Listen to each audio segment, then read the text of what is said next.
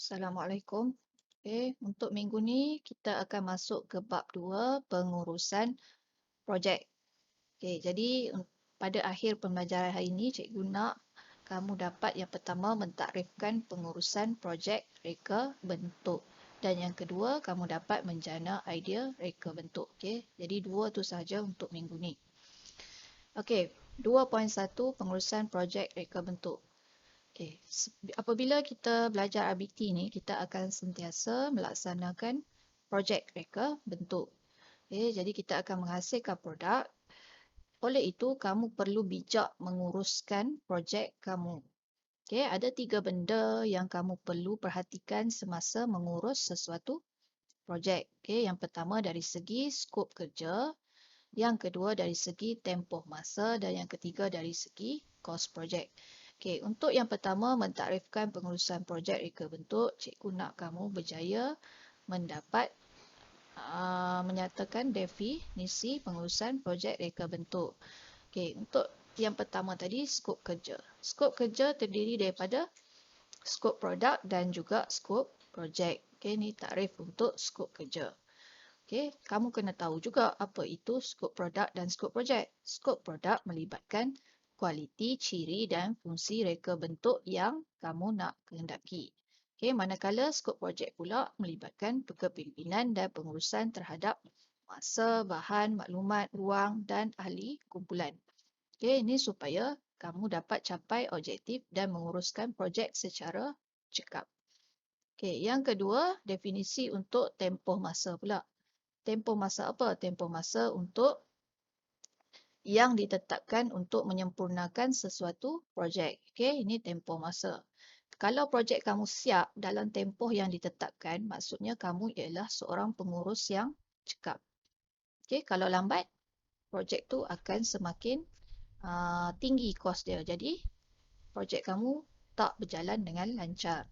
Yang ketiga, kos projek. Kos projek pula melibatkan peruntukan kewangan, kos dari segi kewangan bagi menjayakan projek. Apa dia peruntukan kewangan yang kamu perlu sediakan dari segi pembayaran upah, pembelian bahan, peralatan sewa, insurans dan perbelanjaan mengurus projek. Jadi yang tu untuk yang pertama. Mentakrifkan pengurusan projek reka bentuk. Kita tengok secara ringkas dia. Yang ini dia punya peta minda untuk pengurusan projek yang cikgu sebut definisi tadi. Pengurusan projek ada 3, skop kerja, tempoh masa dan juga kos projek. Skop kerja terbahagi kepada 2, skop produk dan skop projek. Kalau produk ni apa dia? Dari segi kualiti, ciri dan fungsi produk yang kamu akan hasilkan. Skop projek pula, kamu sebagai pengurus projek kena tengok dari segi kepimpinan kamu dan pengurusan. Apa yang kamu kena uruskan? Masa, bahan, maklumat, ruang dan ahli kumpulan. Yang kedua, kamu juga kena tengok tempoh masa. Projek perlulah disempurnakan dalam tempoh yang ditetapkan supaya projek kamu baik dan cekap. Seterusnya, sebagai pengurus projek juga kamu perlu tengok kos. Kos projek dari segi peruntukan kewangan. Terbahagi kepada 3 dari segi pembayaran upah, pembelian bahan, bayaran sewa, insurans dan peralatan dan juga perbelanjaan menguruskan projek. Jadi kamu kena ingat 3 benda ni.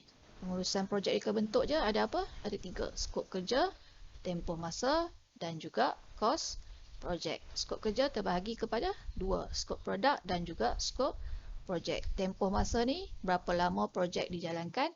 Kos projek pula duit yang dikeluarkan untuk menjalankan projek. Seterusnya cikgu nak tengok sikit sebelum jana idea. Yang ini ialah pengurusan projek reka bentuk. Langkah-langkah pengurusan projek reka bentuk. Ni dia ringkaskan. Mula-mula kita kena rancang dulu aktiviti projek kamu.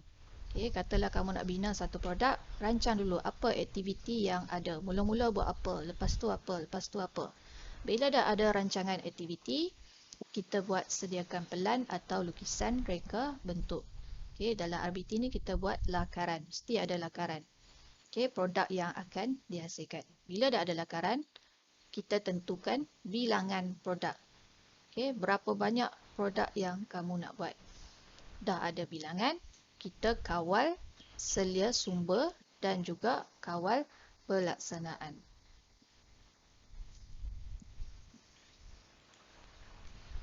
Okey. Seterusnya, tadi yang cikgu cakap, kita nak kamu boleh jana idea reka bentuk untuk menyelesaikan masalah. Okey. Sebelum kamu selesaikan masalah, kamu kena tahu dulu macam mana cara nak kenal pasti masalah. Okey. Cara untuk mengenal pasti masalah, okey, ada banyak cara. Yang pertama, boleh melalui pembacaan kamu. Okey. Yang kedua, melalui pengalaman orang lain. Okay, yang ketiga, pengalaman diri sendiri. Yang keempat, melalui kajian. Yang kelima, melalui uji kaji. Yang keenam, rungutan pengguna. Dan yang ketujuh, melalui pemerhatian yang mendalam terhadap sesuatu suasana. Ini ialah cara untuk mengenal pasti masalah. Okay, sebelum kamu buat projek, kamu kena kenal pasti dulu apa masalah yang ada. Okey, kemudian kamu buat projek tu untuk menyelesaikan masalah. Macam mana kita nak selesaikan masalah? Kita kena jana idea. Macam mana nak selesaikan masalah? Kena jana idea. Macam mana nak jana idea? Okey, cara nak jana idea boleh melalui 4 cara ini. Okey, yang pertama, tiru dan tukar. Yang kedua, terbalikkan fungsi. Yang ketiga, tukar saiz. Dan yang keempat, terbalikkan kedudukan. Okey, apa dia yang cikgu cerita tadi? Okey, nak jana idea tadi, tiru dan tukar. Okey, yang ini. Okey, apa ni? Ini ialah sarang burung. Okey, sarang burung ni ditiru oleh pereka bentuk untuk menghasilkan buaian yang berbentuk seperti sarang burung. Dia hasilkan tiru yang ini dan tukarkan dia menjadi buaian. Buaian gantung ni. Jadi dia dapat menghasilkan satu produk. Dia jana idea untuk menghasilkan buaian melalui tiru apa yang ada di persekitaran. Lepas tu dia tukarkan jadi produk. Ini cara jana idea yang pertama. Cara jana idea yang kedua ialah menterbalikkan fungsi. Kalau kamu tengok ini fungsi tayar ni sebagai roda kenderaan. Dia tukarkan, dia terbalikkan fungsi itu menjadi pasu bunga. Boleh juga kamu guna cara untuk jana idea yang kedua. Tak minat yang tu, kamu boleh tukar yang ini. Guna yang ini, menukar saiz objek.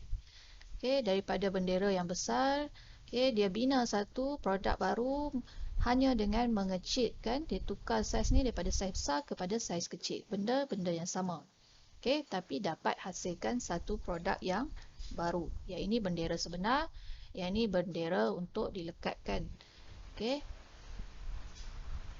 Cara jana idea yang keempat ialah menterbalikkan kedudukan. Kalau kamu tengok jaket ni secara asalnya dijadikan jaket. Bila dia terbalikkan jaket ni, dia jadi baju hujan. Jadi ada dua fungsi kat situ. Jadi dah dapat satu produk yang baru hanya dengan menterbalikkan kedudukan.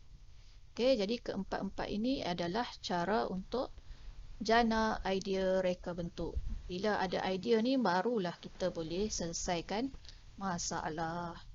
Jadi dalam masa sejam ni, kamu boleh tengok video ni dan kemudian baca dulu buku teks. Daripada muka surat 31, 32,